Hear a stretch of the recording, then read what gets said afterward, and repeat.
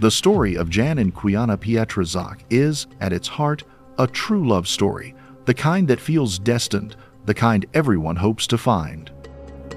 But just 2 months after their wedding, their most joyous occasion, that shared lifetime of happiness was not just ended, it was stolen. It was ripped away from them in a nightmare of calculated cruelty, in a manner no husband should ever be forced to watch his bride endure. Welcome back to Beyond the Crime, where we detail cases and criminals from their very beginning until well after other reporting ends. Today, we are covering the brutally heartbreaking case of Jan and Quiana Pietrzak, and a warning, this is a difficult one. The level of senselessness and depravity in this case is staggering. The sadness of it was overwhelming, even for seasoned researchers, so we can only begin to imagine the unending pain this sweet couple's family has been forced to endure. Our most sincere condolences go out to every single person who loved them. She was a woman with a clear and noble path. Born February 16, 1982, Quiana Faye Jenkins was the only child of Roy and Glenda Faye Jenkins. She grew up in the Ontario area of Southern California, a bright and driven young woman who would ultimately go on to attend San Diego State University. There, she earned a master's degree in public health in 2005. Quiana dedicated her life to helping others, working as a health education assistant for the county's Black Infant Health Program. Her ultimate goal was to become a doctor. He was a man driven by duty. Jan Petrazach, known as Jan to his friends, was born in Poland on March 13, 1984. His mother, Henryka Petrazach Varga, said that he was named after Pope John Paul II. When Jan was 11, his family immigrated to the United States, and he grew up in the Bensonhurst area of Brooklyn, New York. Deeply moved and outraged by the events of 9/11, Jan joined the Marines shortly afterward in 2003. He felt he owed a debt to his new home. His mother recalled him saying, "Mom, we live in this country. We have to be patriotic. We have to give back." It's a quote that makes what happened later even more incomprehensible. Jan served a tour in Iraq as a helicopter mechanic, earning the respect of his peers and achieving the rank of a sergeant. His friends and colleagues referred to him as Sergeant P, or just P. In 2005, just before Jan was deployed to Iraq, he and Quiana met. A mutual friend from San Diego State introduced them at a party for Marines shipping out. Initially, Quiana was reluctant to date a Marine, knowing the hardships and the distance that life entailed, but Jan was different. He won her over completely. To every single person that knew the young couple, their connection was undeniable. They were genuinely, deeply in love. It was the kind of life partnership, the kind of true soulmate connection that everyone dreams of. Jan's mother shared they were in love. It didn't matter to them that they had different skin colors. They were young, happy, and very much in love with a bright future and many planned children ahead of them. On August 8, 2008, 26-year-old Quiana and 24-year-old Jan were married. It was a perfect day. Quiana's mother shared that her daughter specifically set that date, the 8th of August 2008, so that Jan, who she playfully teased, would always remember their anniversary, a small, sweet detail that makes the timeline even more gut-wrenching. They would enjoy just 2 short, blissful months of happiness together as husband and wife. Before tragedy in the form of pure, calculated evil would strike. On October 15, 2008, the first sign that something was terribly wrong was silence. Both Quiana and Jan, dedicated and reliable, failed to show up for work. Calls went unanswered. Panic began to set in. Co-workers from their respective jobs, deeply concerned, both called police to request a welfare check. When an officer arrived at their home in Winchester, he found the front door wide open. He immediately called for backup. Upon entry, officers were hit with the overpowering smell of gasoline and natural gas. Near the front door, a purse, its contents dumped onto the floor. As soon as they entered the living room, they encountered the bodies of Jan and Quiana, bound, gagged. The scene was a tableau of pure hatred and violation. A vibrator and a red candle were found near Quiana. Jan had clearly been extensively and mercilessly beaten. Quiana had been brutally sexually assaulted, but both had been systematically tortured before being shot and killed. The home had been ransacked. Several small fires had been attempted around the home, but bizarrely, none had properly lit. As investigators processed the scene, they found their first clues. At least 3 distinct sets of shoe print patterns were visible, stamped in the gasoline the killers had tracked through the house. One impression was of a Nike Air Force One sneaker, the other a Nike Cortez. And then there were the messages. Scrawled in spray paint across the home's walls and mirrors were several vicious racial slurs. Police began questioning friends, family, and co-workers. They were looking for anyone who might have had issues with the couple. They learned that Jan was what the military calls a hard charger, someone who is strict, by the book, and expects excellence from the people who report to him. He would call out Marines who didn't do things properly. He had also recently received a large $30,000 bonus, a fact that was widely known. Investigators were now staring at 2 potential and very different motives. Was this a racially motivated hate crime, a random act of brutal bigotry? Or was it something else? The racial slurs were a loud, screaming message, but other details felt off. There was also surveillance footage. After the murders, the killers had used Quiana's ATM card. The camera captured a grainy image of a suspect wearing a blue bandana and gloves with distinct writing on them. Given Jan's military service, the Naval Criminal Investigative Services, or NCIS, was called in to assist local Riverside investigators. And they brought a fresh perspective. Upon inspecting the crime scene, NCIS agents immediately noticed one small but crucial detail. While numerous items of value had been stolen, Jan's military duffel bag, his sea bag, remained behind, untouched.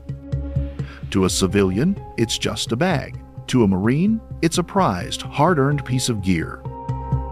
NCIS detectives quickly surmised the only people who wouldn't want to steal such a sought-after military bag would be military personnel themselves, because they already had their own. Local Riverside authorities agreed. This theory clicked with another fact. Quiana's ATM card had been used shortly after the murders, just half a mile from the rear gate of the Camp Pendleton Marine Corps base. The investigation now had a terrifying new focus: United States Marines. As detectives continued to question Jan's colleagues, one name kept surfacing over and over. 20-year-old Lance Corporal Tyrone Miller, a Marine who reported directly to January. Miller had made it clear to several people that he was not fond of Sergeant P. He despised him. Coincidentally, just days after the murders, Miller's name came up in another police report. Miller was supposedly shot at a movie theater the day before the Petrazach's funeral, during what was reported as a drive-by shooting. For investigators, an injury like that, incurred so close to a brutal double homicide, was not a coincidence. It was a flashing red light. Miller's suspicion level went from high to critical. They called him in for questioning.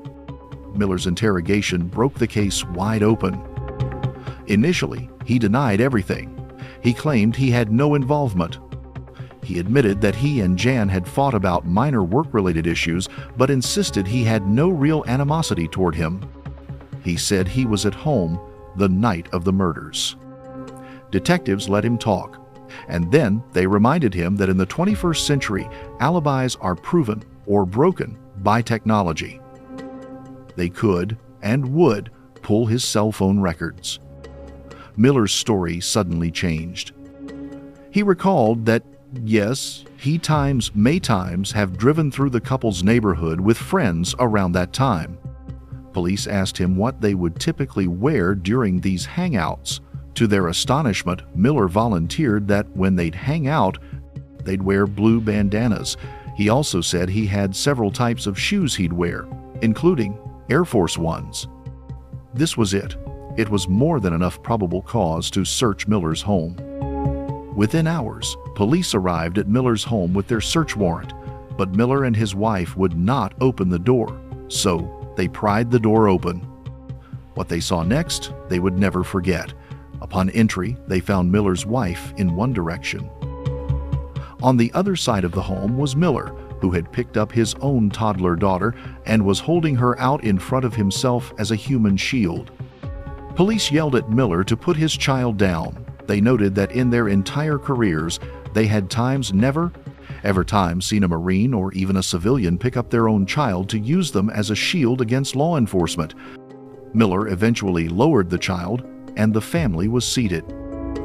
The search began, and the evidence of his guilt was not carefully hidden. It was lying in plain sight. Almost as soon as they started, police found, lying right on the table, Quiana's ATM card. They'd go on to find the couple's stolen jewelry, 4 spent shell casings, and then, hanging in Miller's closet, a chilling trophy, Jan's dress blue uniform, the uniform that Marines are most proud of.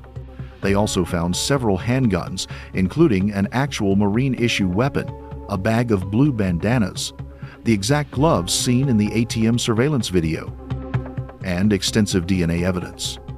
Police were also surprised to find a trove of other clearly stolen items and IDs, completely unrelated to the Pietrzak case, indicating that Miller and his crew were involved in a pattern of other burglaries and crimes. Miller was taken into custody and interrogated again. Despite the mountain of irrefutable evidence found in his home, he still times claimed he had no involvement. After an hour, he finally began to break, but he minimized his role, claiming he only went there with the intent to commit robbery. And then he named his accomplices. 18-year-old Lance Corporal Emrys John, who also worked under January, 20-year-old Private Kevin Darnell Cox, who worked in the same squadron. And by the time the interrogations were complete, they would learn of one more participant, someone Miller referred to only as Psycho. Psycho was 21-year-old Lance Corporal Kason Sykes. All were brought in for questioning. And while all 4 suspects would eventually admit involvement, they all pointed the finger at each other when it came to identifying who committed the shooting, the rape, and whose idea it all was. But between their fractured statements, confessions they'd made to friends, and the evidence found at each of their homes, police were able to piece together the evening's brutal events. During the early morning hours of October 15th, the 4 perpetrators, Miller, John, Cox, and Sykes, approached the Petrazachs' home. They covered their faces in blue bandanas and wore gloves. The plan was to secretly gain entry by breaking in.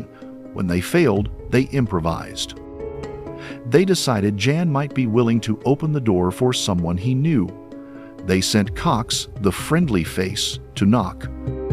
Jan opened the door, holding a large knife, sensing something was wrong. Words were exchanged between Miller and January. Then, all 4 men rushed Jan at gunpoint. After a brief struggle, they bound and gagged Jan, and then Quiana. They ransacked the home, looking for the $30,000 bonus they expected to find. When they didn't, they tortured the couple, demanding bank cards and pins. They got Quiana's. And then, the unimaginable. They forced Jan, bound and helpless, to watch as Sykes and Miller brutally and repeatedly raped and tortured his new wife in front of him. This went on for hours. Once their horrific ordeal was over, Emrys John, when ordered by Miller to finish it, executed the couple. They then sprawled the racial slurs on the walls, a calculated attempt to misdirect suspicion to make it look like a hate crime.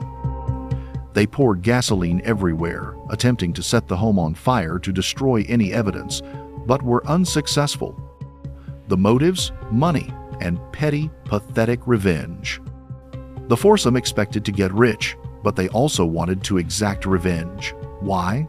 Because Jan had allegedly attempted to block a promotion that Miller was up for. a claim for which there was zero evidence. Miller, the mastermind, had roped the others into his personal, baseless vendetta. Police would also learn that the four Marines led a secret life of crime, committing home invasions and burglaries on a regular basis. That gunshot wound Miller received, it wasn't a random drive-by. He was accidentally shot by one of his own crew while they were attempting another robbery.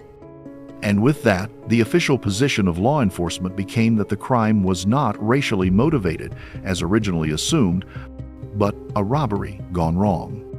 Despite that official claim, public sentiment, including the deep-seated belief of the victim's family, friends, and even a top investigator who surveyed the murder scene, was the opposite. They felt the crime was, indeed, racially motivated, a horrific act of violence fueled by hatred for the couple's interracial relationship. Shortly before the murder, police discovered that Emrys John had posted a chilling statement on his MySpace page. "Chillin', waitin' for to killin'." This post was used as clear evidence. As Special Agent on the case Matt Timmons noted, everything about this crime was premeditated. You can't expect to rob somebody you know and then not be turned in. Jan and Quiana were laid to rest on October 24th. The families, united in their grief, decided that since the couple was committed to spending the rest of their lives together, they would be buried together so they could spend the rest of eternity together. A full military funeral ceremony was held for the couple, including a full 21-gun salute. They were both buried together in the Riverside National Cemetery. At the funeral, Jan's mother, Henrika, voiced the question that haunted everyone. She had prepared herself for the possibility that her son, a Marine, could die in Iraq. But, she said, to die like this in their own home? In March 2013, 5 years after the murders, 3 of the defendants, Miller, John, and Cox, went on trial. All 4 defendants had, long before, been dishonorably discharged from the Marines. All 4 were facing the death penalty. Regarding the trial, prosecutor Daniel de Lehman thought it critical to remind the jury that these killers were not just ordinary citizens. They were skillfully trained military personnel. He stated, "I think what was important to remind the jury was that these are United States Marines. Each of these men have been trained on how to operate firearms and to act covertly. They use all of that training to help them commit murder." From trial testimony, the jury learned of the killer's cold-blooded pride. After the murders, Miller and Cox told Emrys John, "Good job, E, you earned your stripes tonight." Cox told John that he grew up that night. John responded, "Yeah, I did, man. Yeah, I did." The first trial of the 3 defendants lasted 4 months. The jury deliberated for less than 3 days. The second trial, for Kesson Sykes, was held 1 year later due to limited court space. The verdicts. All 4 men were convicted of 2 counts of first-degree murder along with special allegations, like the murder taking place during the commission of a robbery. John was convicted as the shooter. Miller was additionally convicted of sexual assault. Sykes was additionally convicted of sexual assault as well as sexual penetration with a foreign object. Miller, John, and Sykes were all sentenced to death. Cox, the getaway driver and friendly face, was sentenced to life in prison without the possibility of parole. Kevin Darnell Cox is currently serving his life sentence at Chuckawalla Valley State Prison. Tyrone Miller, Emrys John, and Kesson Sykes are currently on death row in California's San Quentin State Prison. In this case, we can only hope that their day-to-day lives are filled with even a fraction of the misery and terror they cause the victims and their grieving families. There has been a lot of outrage posted online about the killers in this case. A clean-up version of the general sentiment is, essentially, people expressing sheer disgust that Marines would carry out such acts against a fellow Marine and his wife. The consensus is clear. These 4 men are not, and never have been, Marines. They are not ex-Marines. They are murderers who dishonored the uniform they once wore. 3 of the killers received the death penalty, but to many, even that highest form of punishment was not sufficient to pay for the sheer heinousness of their crimes. What are your thoughts? Were you as affected as we were by the thought of 4 men who were trained to kill, turning those very skills on one of their own and his innocent wife? Share your thoughts in the comments below. And if you want to see more videos like this one, please be sure to hit like and definitely hit subscribe so you never miss a single video.